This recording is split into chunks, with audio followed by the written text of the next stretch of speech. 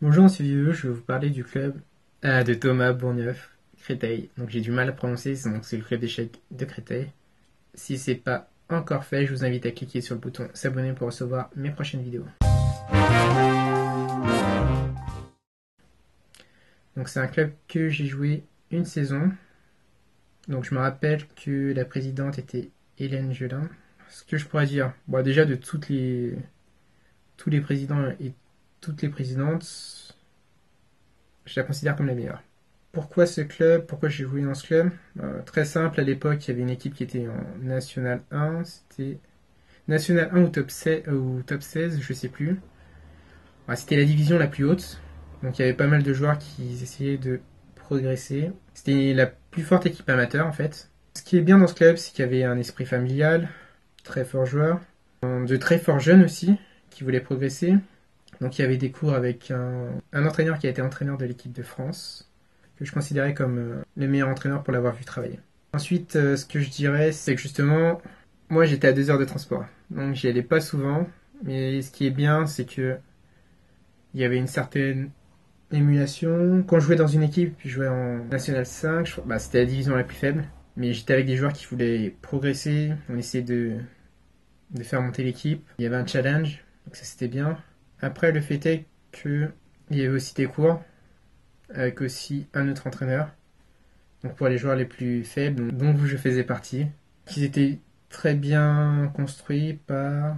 Donc je me rappelle le nom de famille, c'était Carasso, et j'ai oublié son prénom. Mais ses cours étaient très bien construits aussi. Donc malheureusement, il ne pourra plus entraîner, mais c'est un très bon entraîneur. Ensuite, comme je disais, ce qui m'a vraiment plu, c'est l'émulation avec les joueurs. L'idée d'essayer de grimper dans une des équipes qui est la plus forte. Après, il y avait ces forts joueurs amateurs qui jouaient dans ce club. C'était des modèles. Et l'idée vraiment, c'était d'essayer de faire comme eux, progresser. Et ce qui était bien, c'est que, en fait, ces forts joueurs, on pouvait les rencontrer le vendredi soir.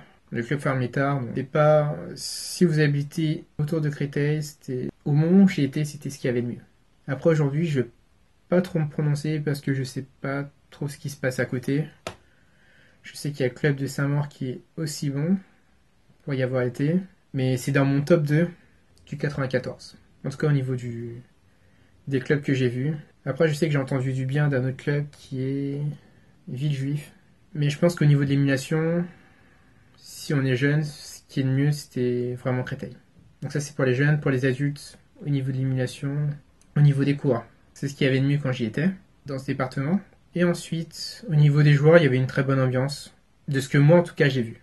Et si vous êtes dans le 94, vous habitez près de Créteil, je vous conseille d'y aller, de vous inscrire, de jouer, de progresser dans ce club. Parce que je sais que la présidente de ce club fera le maximum. Ça, c'est vraiment agréable quand on est joueur.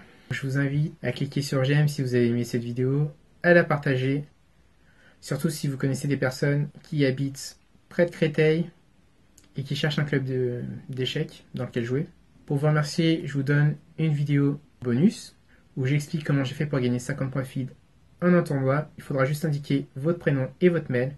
Et je vous dis à tout de suite dans la vidéo bonus.